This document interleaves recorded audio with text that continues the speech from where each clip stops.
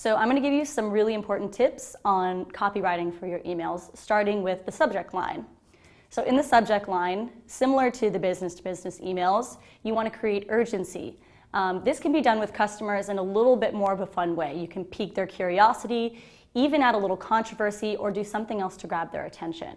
One way to do that is obviously through a discount. You can say a special discount for one day only. Or, are young people better negotiators? Find out here. Piquing their interest or grabbing their attention in a way like that will be more likely to get people to open the email. So one tip is to write 9 or 10 subject lines the night before, and when you return the next day, look at them and imagine that you're a customer.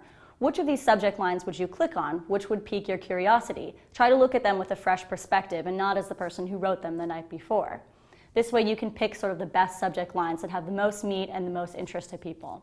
Another tip is to keep your subject line short or to include the important part of the subject line first. This way, if the subject line gets cut off, it'll still grab people's attention. An example is a subject line that I did for an email a few weeks ago that performed pretty well.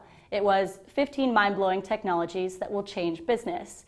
The first few words are already pretty attention-grabbing, and this topic piques curiosity in itself. So remember that crafting the perfect subject line is really an art form. Your results will vary, and different businesses might get different results because you have different audiences. It takes a lot of time and testing to understand what your audience responds to. So here's some tips for improving your results of your subject lines. First, keep track of your subject lines and A/B test them to see what works best for your audience. If you're not familiar with A/B testing, it basically means breaking up a subject line A and subject line B, but changing one small variable to see which performs better. So this could be you capitalize one and not the other. One is a little bit shorter and one is a little bit longer version of the same subject line.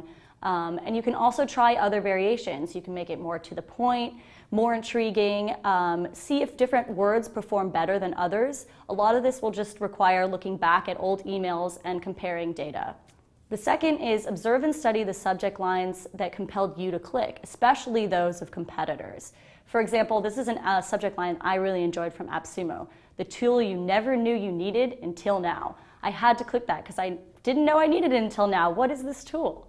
Following these instructions will help you improve the conversions of your subject lines and get more customers to open your emails.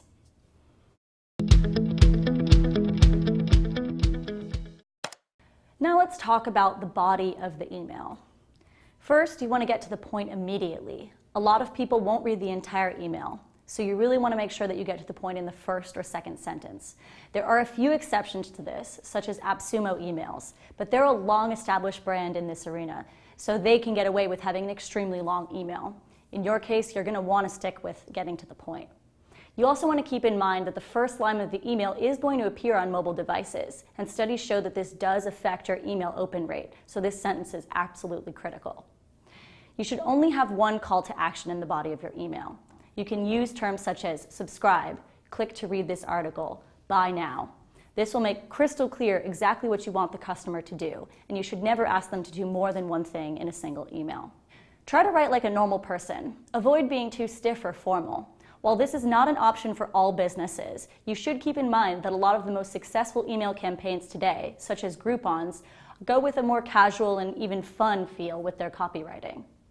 Try to include stats and case studies to back up your claims. This gives you a little bit more legitimacy in the things that you say in the email. Discounts and coupons are a lot easier to sell through an email. Try to focus on the amount of money that the customer will save and consider adding a limited time offer to the email. If it's a promotional email and you're promoting a new product or some company news, it'll most likely not perform as well, but you still can experience some success if you follow these tips. First, focus on the benefits over the features. Discuss the value of this product or change in your company and how it will be passed on to the customers, rather than just attributes of the change.